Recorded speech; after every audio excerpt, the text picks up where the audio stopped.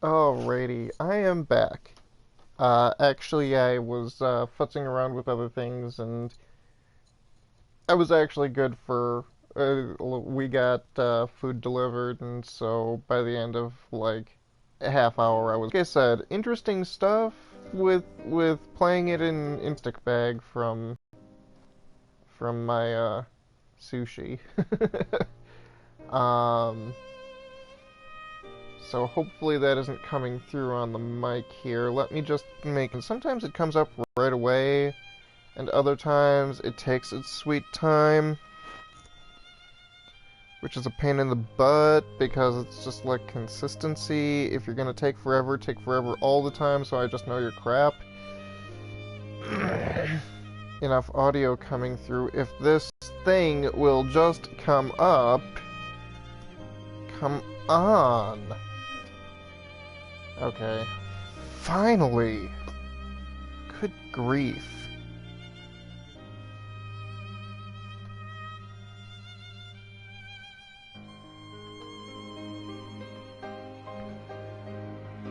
I was actually reviewing my previous video just to see how much we had uh, missing out of there, and I don't think I was ever completely unintelligible, except for maybe a little bit at the beginning there. But it uh,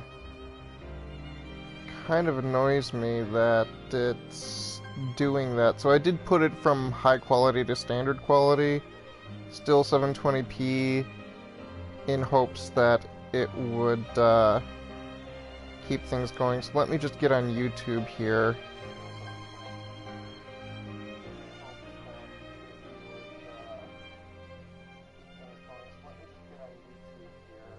Okay, there is some delay with that, but it looks like it's all good for the sound quality, so I'm gonna just get out of there.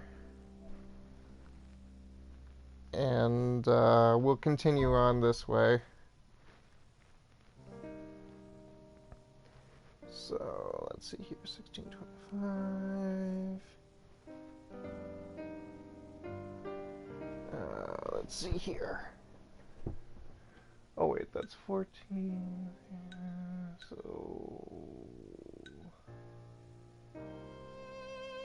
Oh, for heaven's sakes, that's the time.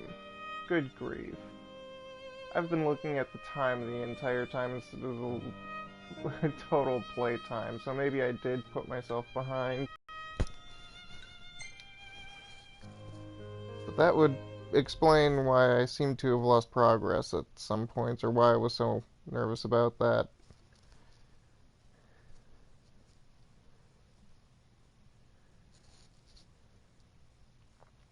I don't particularly like military time. I will be forthright about that because it's one of those things where America just does not use military time except for in the military. And so to be like, oh wait, we have to do that. I have to do that a lot at work. It's just like, wait, this says like 14 o'clock, so it's just like, you know, do the math, and it's like, oh, 2. So,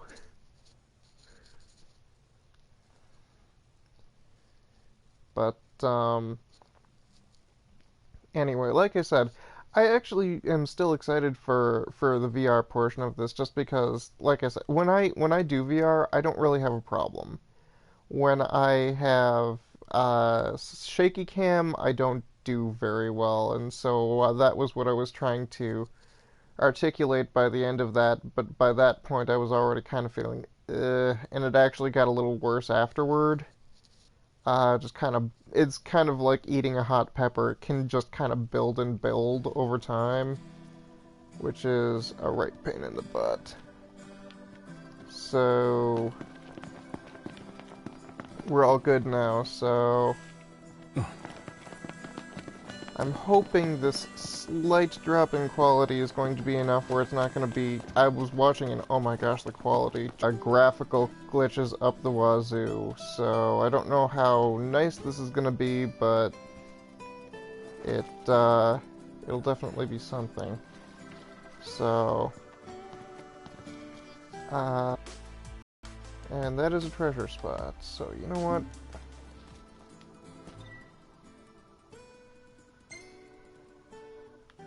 I'm not gonna belabor these treasure spots too much more, just because it seems like the same spots just keep on respawning over and over again.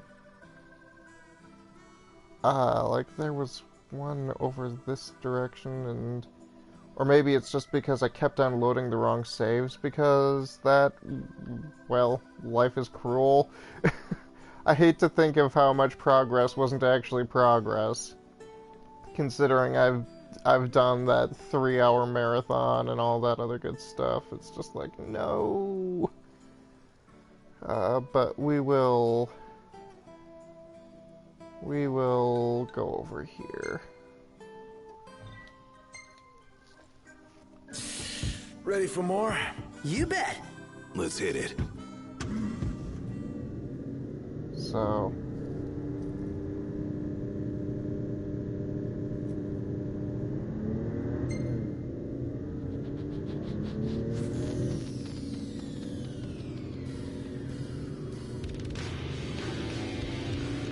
oh, I don't like that at all.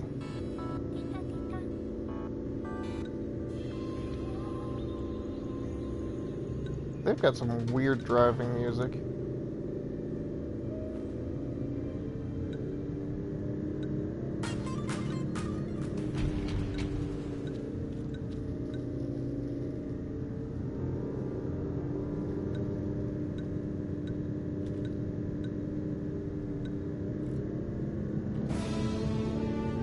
Justice Monsters 5 music. It's Final Fantasy 2.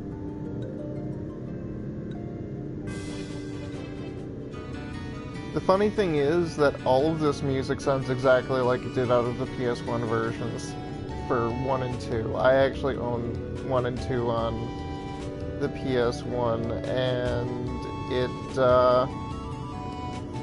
I think it actually made a pretty good conversion, because they actually treated it like it was supposed to be treated. I did not like the Final Fantasy III conversion at all, because it completely missed the point of a lot of the music. There's, like, Calling of the Wind, which is the world map theme in Final Fantasy III. And on NES, it is this, really kind of, almost sad, very wistful kind of tune. And... Taking a walk on the wild side? Nothing like nature in the middle of nowhere. And it's just like, they took that, which was, you know, very pensive, is probably the best way to describe it, and turned it into the most generic, just walking through a field theme ever, which was just unfortunate. Because oh, there it is. Yes, I've gotten this multiple times now, I think. I am going to be swimming in bronze bangles. Just Scrooge McDuck style. I'm going to have a room for these things, and just have them all in there, and just dive straight in. Interesting thing about Scrooge's ability to do that, apparently it's all because of a magical coin, which is also the reason that he's so wealthy. He got this magical coin sometime when he was young, and then it just magically generated wealth. So actually, Scrooge McDuck has, in all technicality, more wealth than there is in their world.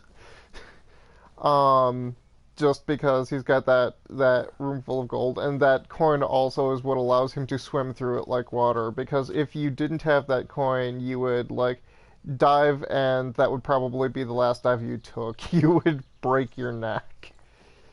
So, those funny little crazy little bits of trivia that you pick up over time, you know? Just look at all of these leaves all over the place. That's all those mining points, essentially. Everything in order? Yep. All right. But anyway, back to Final Fantasy III. The best music in the Final Fantasy III remake is not the music that actually redid things, it's the music that remixed things. Like, the final battle theme that they have for the final boss is probably one of the best ones they did, and they actually kept the chip music and just mixed things around it. And I would even say that one was a horizontal slide. Like, for the most part, they completely just gutted the soul of all of that music. It was just not a very good treatment of it, because it missed the entire point. You've got all of these emotions in these songs and all of this exoticism going on that Who's up for a hike? They just completely trashed to make it more appealing to a modern audience, and apparently appealing to a modern audience just means generic. That was a major disappointment among major disappointments in that game for me. I mean, I will admit, I did basically get the NES version. I pirated that stuff because at the time that was the only way to get it.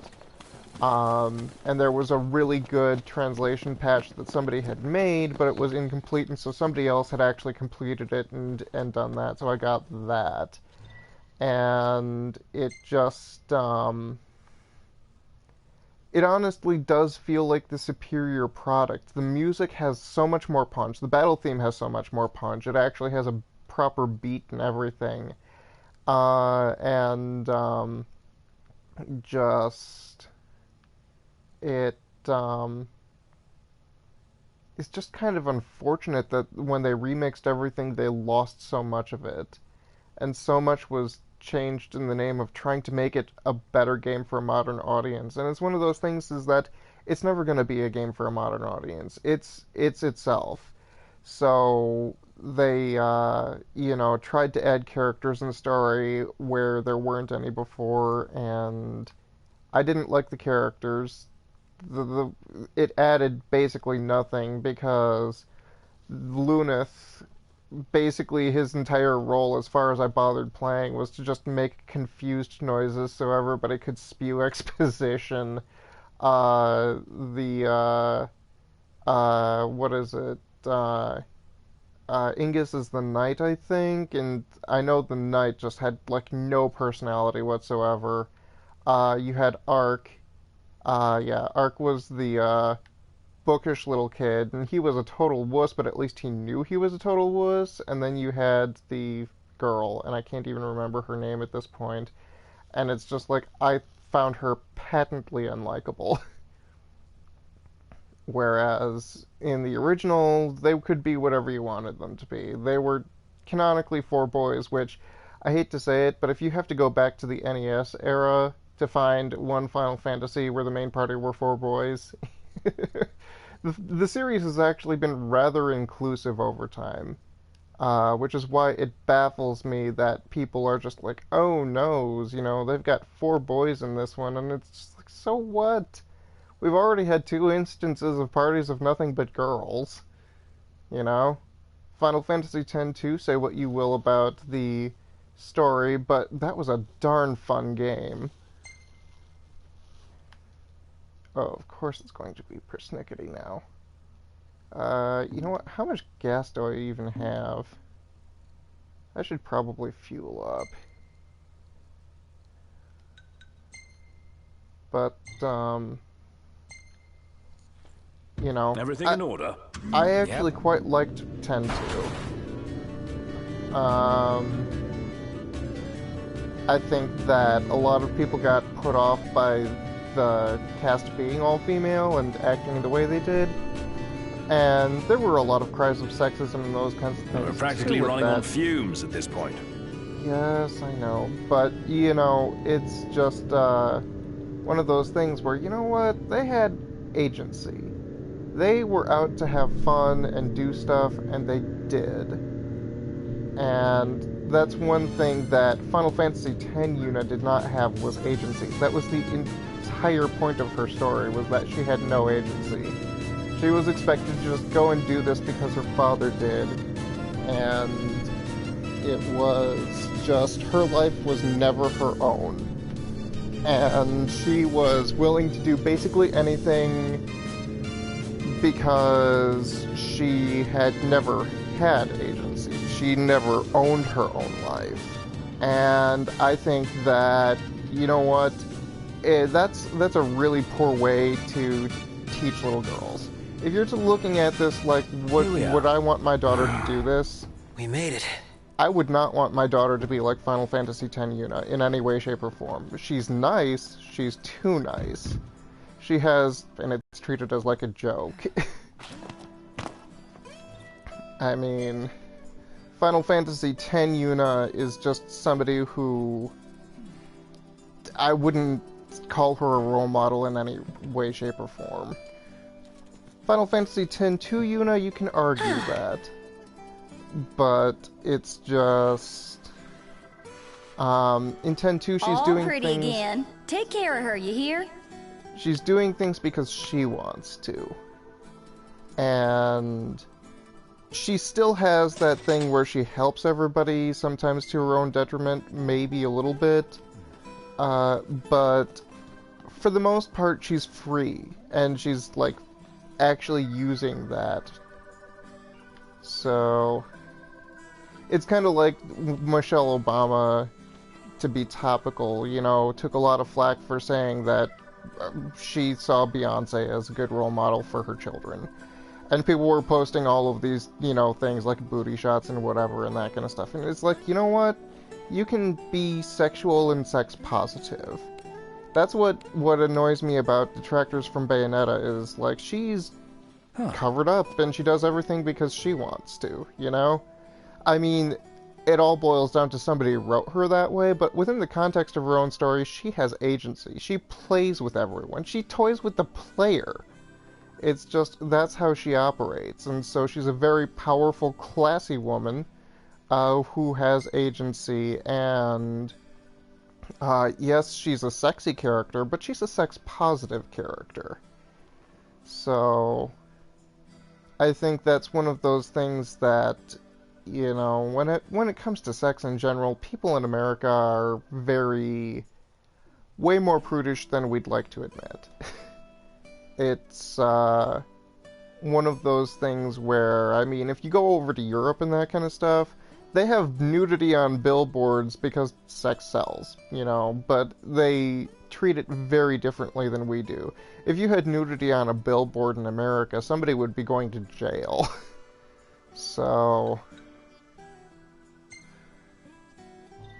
it just, What's the forecast? Clear skies, with the temperature rising. Nice.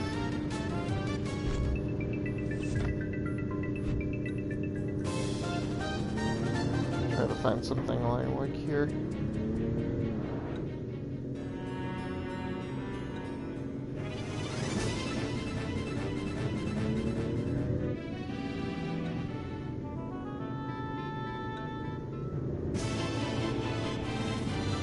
But anyway, like I was saying, actually, like a lot before, Final Fantasy has been very, very good for diversity in general.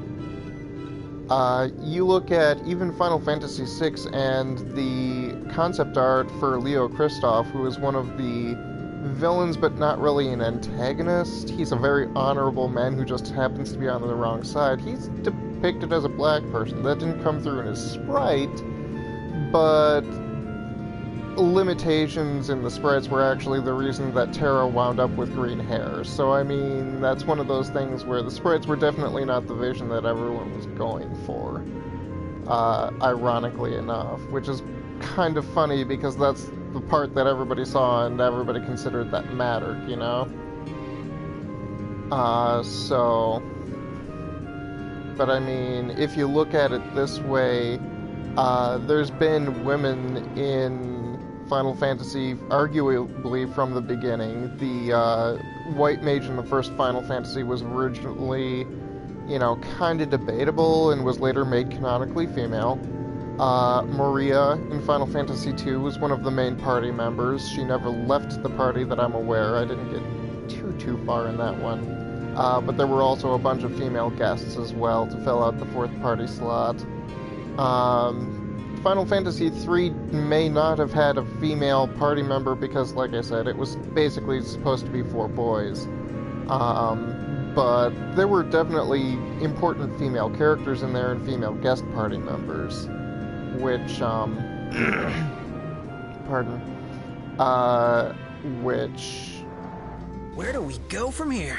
really should be acknowledged, I think. Final Fantasy IV, of course, had Rydia and Rosa, and those two were very important for various reasons. Let's see here. Where is it? Come on. I know there's something around here somewhere.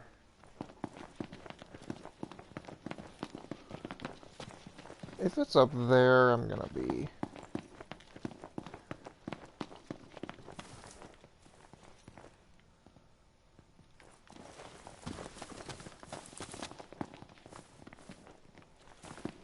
Anyway, but even when it comes to race, I mean, like I said, Leo Christoph in his concept art being black, Barrett obviously being black, and Final Fantasy VII when they actually had enough resources to show basically everything they wanted.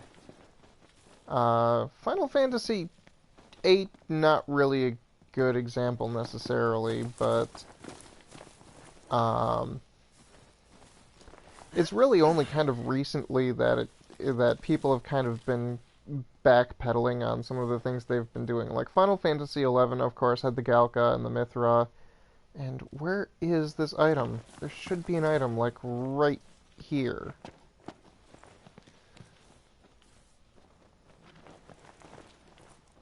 It was marked on the map and everything. But,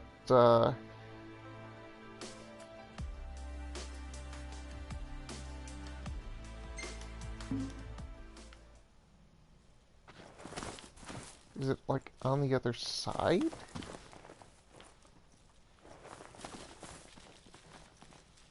Did I just remove the point?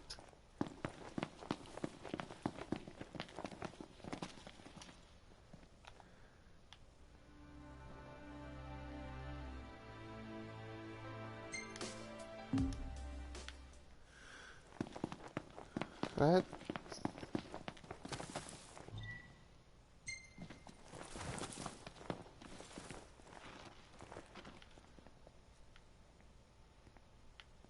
is bizarre. That is so bizarre. Why is there nothing there?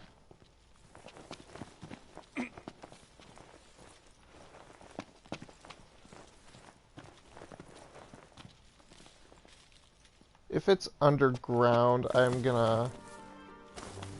Do not deny me this game.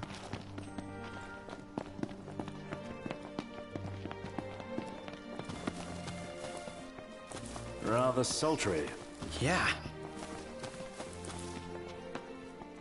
Or if it's up there, I'm certainly not getting it.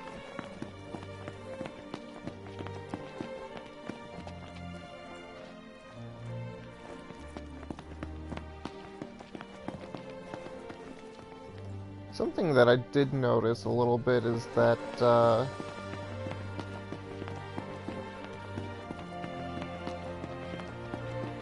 I wonder where all of the other cars go, because you never actually, like, there's other cars on the road and stuff, but...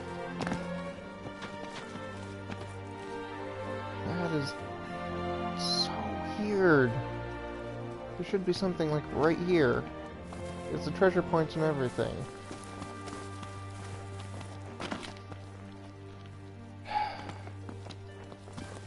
Maybe it's just kind of decided at this point that it's not going to let me get free infinite items anymore.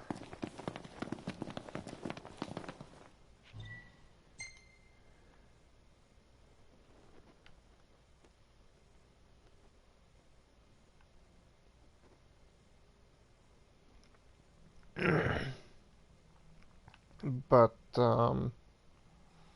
anyway, it points of diversity. Like if you look at Final Fantasy XI, they had the Galka and the Mithra, and you notice that as time went on, and especially recently, they have been doing a lot of official art that actually hides or excludes a lot of their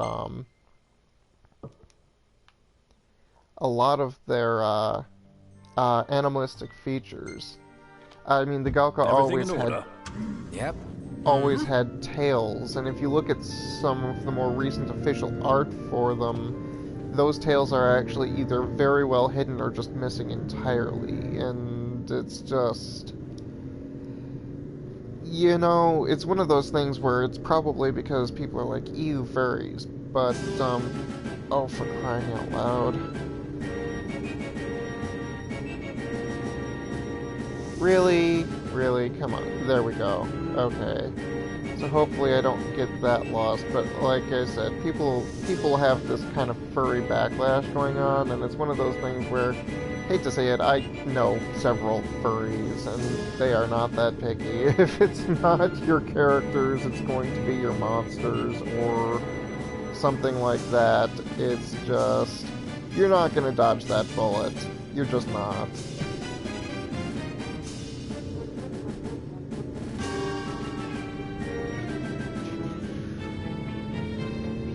So, but,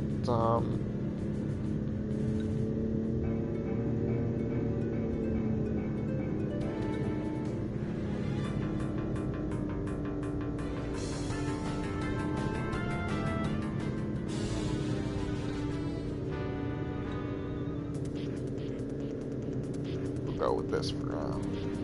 But, it's just one of those, like I said, you know, they're good people. They really are.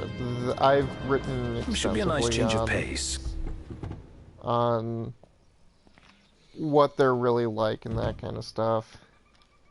So, by all means, you can think they're weird. I won't argue against that, but that doesn't make them bad people.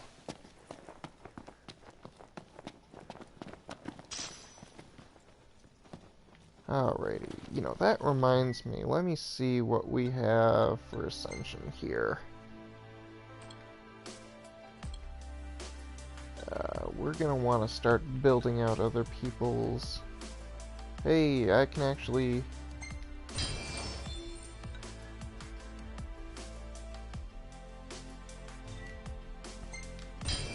start giving other people accessories. All of the accessories that I'm drowning in right now.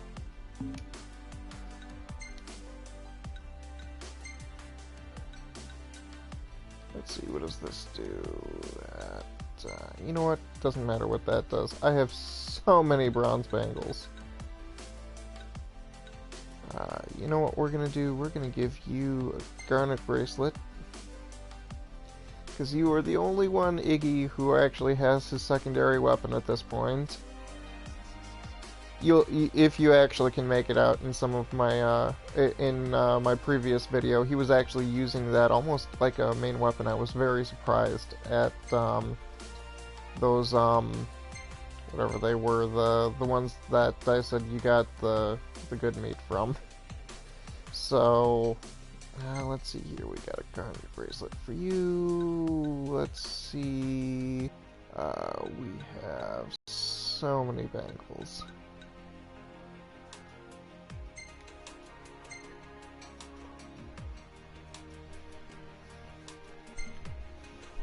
Oh my gosh.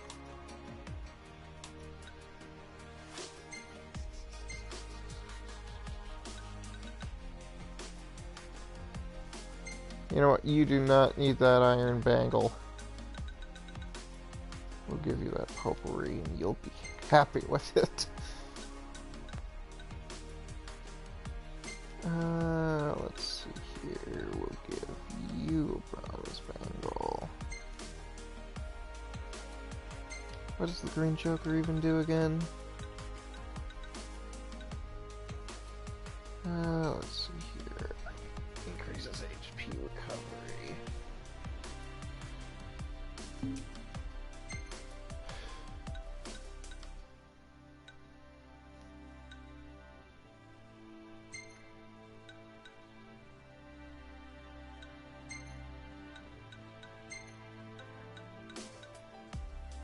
So we are just kicking some serious butt at this point. We've got some good attack going. We've got E. Okay. You know what? Let's see what we can do. I think I have, oh gosh. Oh my gosh, these numbers, they hurt. Prompto, you are currently the worst attacker on the team, and that is just because you've got such pathetically low HP.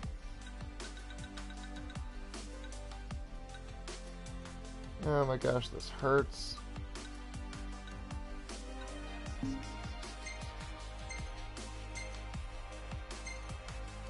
I think it's actually better just to keep him up than it is to...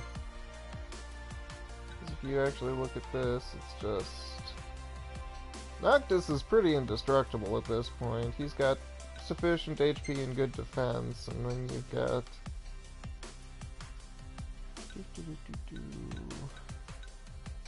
I mean, he's definitely the party tank, and I've got good defense on him. He just has naturally good defense.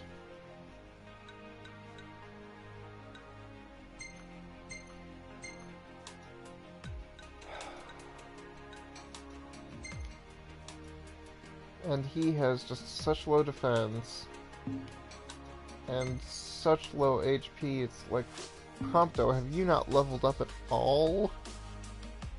It's level 13, look at that! Look at that!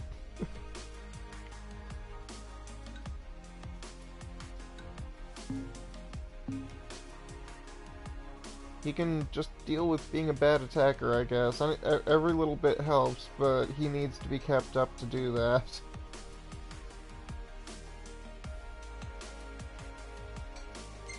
I mean, 400, 600, 500. And if I take him down to 300, it's just, no, I need to keep him up. Let's see, that reminds me, do we have...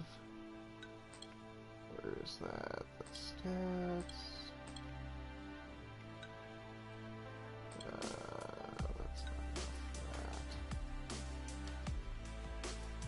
for that. Oh.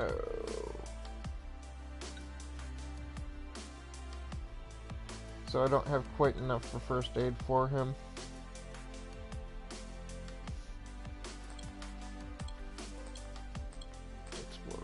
What do we got over here? Anything I can buy?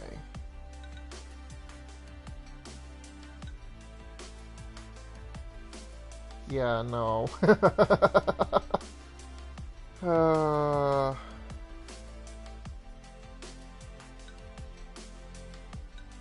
Oh, that's gain experience. Oh, man. Like I said, anything I can do to get AP. Happier camping, blah blah blah blah blah.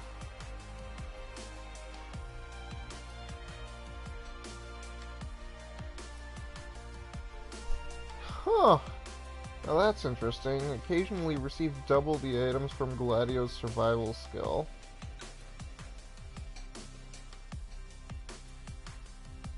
And this one is always do it, but that is 999 AP, which is probably the most you can actually spend at once. Gain experience for catching fish. Gain more AP for catch. Just... yeah. Take a photo. Depletes the tech bar by 1. It's just like, no, that tech bar is precious. What? You're kidding me.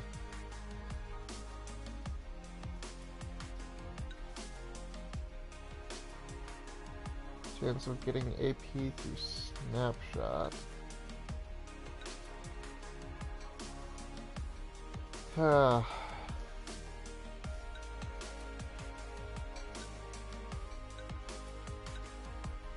You know what, I'll think on it.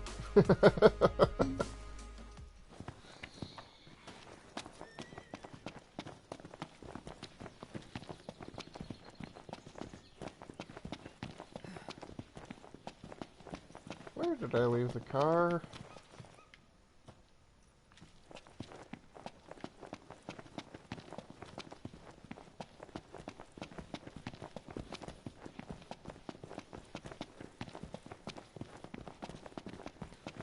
Actually, I think I'm gonna cut this short here. I know it didn't do as much as I would have Nice here. liked, Indeed. but, oh, there it is. But, actually, I'm thinking that these half-hour sessions might actually be a little more easily digestible since I'm not, not, performing for anyone, essentially. It's one of those things that, when I first started out doing stuff, I just kind of decided on the hour because it was a convenient number. It's 1 hour. And it let me play for extended periods of time, and I was actually getting people viewing these. But, considering that my viewership does not seem to be viewing, I think that, I mean, it would be different if I had somebody who actually, you know, in session here, but I think that I don't want to be sitting down for an hour and watching something. I don't have that kind of time on my hands. A half hour might actually be better. So what I'm gonna do, I'm just gonna kind of just stop this session here and then kind of just continue to do whatever the heck I want around here and see if I can figure out that item. And when I have something interesting to do again, I will just open it up and we'll see maybe if I can just do things in half hours. So, instead of hours, because a half hour is still a long time, but I'm not going to be making all of these 10-minute videos. That's just kind of silly. So, I mean, if somebody really wants to watch a playthrough, they're not going to want to do it in 10-minute segments. I've seen a lot of them do things in like 20 minutes. I don't think I would remember to do things in 20 minutes. So anyway, since this is actually, I've been yammering on for like 10 minutes here, I'm gonna just cut this off.